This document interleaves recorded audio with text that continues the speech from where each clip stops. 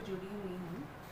प्रयास का जो स्टार्टिंग पॉइंट था वो 34 इयर्स पहले हुआ 1988 में, जब जहांगीरपुरी में एक बिल्डिंग में बहुत मैसिव तरीके से आग लग गई थी और वहाँ पे काफ़ी बच्चे बेघर हो गए थे, इंजर्ड हो गए थे, उनके पास कुछ सहारा नहीं था। तो उनके लिए फिर एक एक्स डीजीपी अमोदकर जी जो हमारे हैं फाउंडर, उन्होंने इस संस्था को की शुरुआत की और बच्चों के प्रोटेक्शन के लिए। और उसके बाद से ओवर द इयर्स हमने बहुत सारे मुद्दों पे काम किया, सच एज बाल श्रम, बाल तस्करी, और अभी रिसेंटली हमने बाल विवाह का भी मुद्दा उठाया है और इस पे हम लोग पिछले 1 साल से काम कर रहे हैं।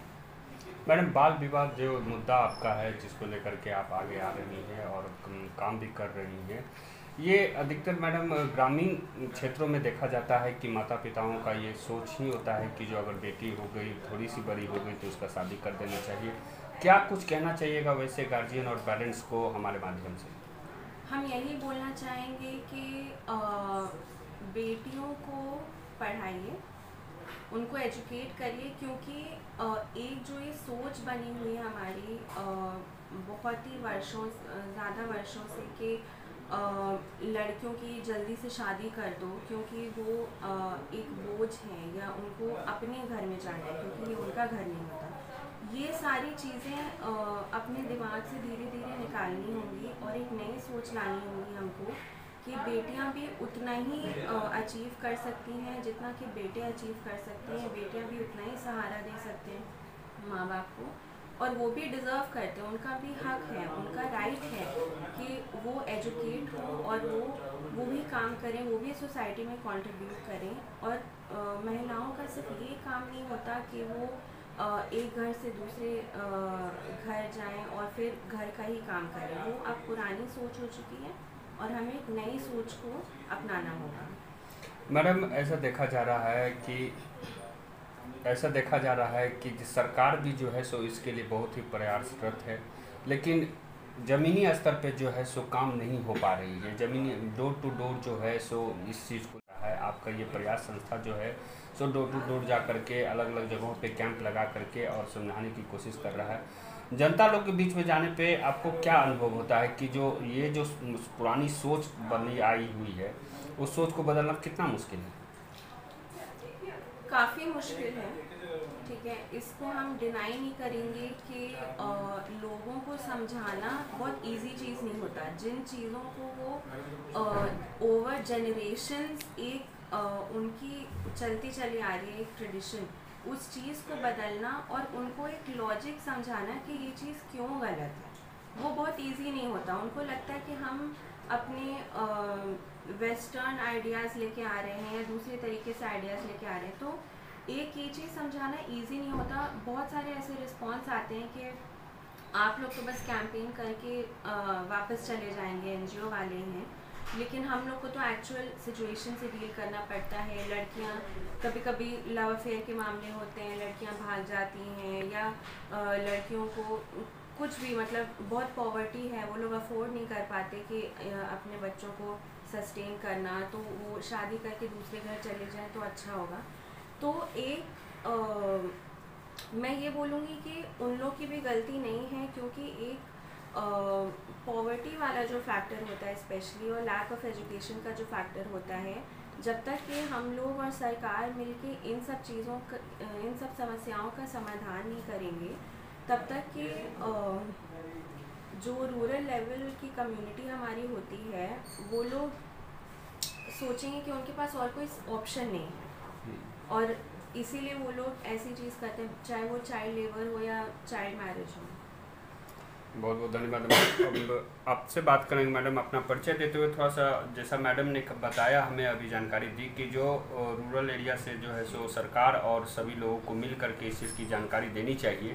इसके बारे में साइड इफेक्ट और इफेक्ट क्या सही हो सकता है, क्या गलत हो सकता है, कहीं न कहीं जानकारी का अभाव या शिक्षा का अभाव भी ये मान सकते हैं मैडम। कितना सही मानते हैं कि शिक्षा कितना ज़रूरी है? नमस्ते, मेरा नाम रूपा सिंह है और मैं लगभग 2 साल से यहाँ पे काम कर रही हूँ। और जो आपने सवाल किया कि शिक्षा का महत्व तो और जानकारी का अभाव, तो देखिए जानकारी का अभाव तो कुछ मामले में हम कह सकते हैं कि है। जैसे उनको जो सरकार जो बेनिफिट योजना चला रही है ये उनको नहीं पता हो पाता है, जो कि मुखिया लेवल से या वार्ड पार्षद लेवल से होना चाहिए। सही जानकारी उनको नहीं मिलती है। और जहाँ तक गरीबी और शिक्षा, तो अभी 14 साल तक मुफ्त शिक्षा कर रहे हैं, तो ऐसा नहीं कि उनको पढ़ाई में पैसा लग रहा है, लेकिन यही है कि बहुत सारी समस्या घर में है, खासकर लड़कियों के साथ। अब जैसे उसको खाना बनाना है तो स्कूल इसलिए छोड़ना पड़ता है, या फिर कोई दुकान जाते हैं, तो इस तरह की बहुत समस्या है जिससे खासकर लड़कियों की शिक्षा बहुत बाधित होती है, या अगर स्कूल आती भी है तो वो देर से आती हैं। तो ये सारी चैलेंजेस हैं। और मैडम हम चाहेंगे कि जितने भी व्यूअर्स हमारे देख पा रहे हैं, सुन पा रहे हैं आपको, अगर मान लीजिए कहीं न कहीं बाल विवाह की समस्या आई हो या हो रही हो, और अगर वो इसको रोकना चाहें या आपसे कांटेक्ट करना चाहें, तो किस तरीके से आपकी मदद मिल सकती है उन्हें? हमारा एक हेल्पलाइन नंबर है, उस पर वो हम जब कम्युनिटी में जाते हैं तो उनको वो जानकारी देते हैं। स्कूल्स में हमारी टीम जा रही है, हम लोग ब्लॉक लेवल पे काम कर रहे हैं। यहाँ के 9 ब्लॉक में हम लोग काम कर रहे हैं। हमारे CSW हैं वहाँ पे, वो एक CSW के पास 15 गांव है, और वहाँ पे सारे स्कूल्स में, कम्युनिटी में तो जाके आंगनवाड़ी से मिलते हैं, जीविका दीदी लोग से मिलके, जो मतलब ग्रास रूट एकदम जो महिलाओं के बीच में कम्युनिटी वर्कर हैं उनके साथ हमारा टाई अप है, और उनको हमने अपना नंबर दिया हुआ है, हेल्पलाइन नंबर। तो कहीं भी अगर शादी हो तो हम लोग बताते हैं कि आप लोग हमें इन्फॉर्म कीजिए, उस नंबर पे आप कॉल कीजिए, और बाकी का काम हमारा है, क्योंकि हमारी टीम है और हम लोग गवर्नमेंट के साथ मिलके, SDO BDO के साथ मिलके ही इसको कर रहे हैं। नंबर बताइए। तो आप एक बार अपना जो टोल फ्री नंबर है, कंप्लेन नंबर है, अगर जिस पे शिकायत की जा सके, सूचना दी जा सके प्रयास संस्था को, वो नंबर एक बार ज़रूर हमें बताएं। हाँ, ये प्रयास जुवेनाइल एड सेंटर है, और इसका हेल्पलाइन नंबर है हमारा 9289692023।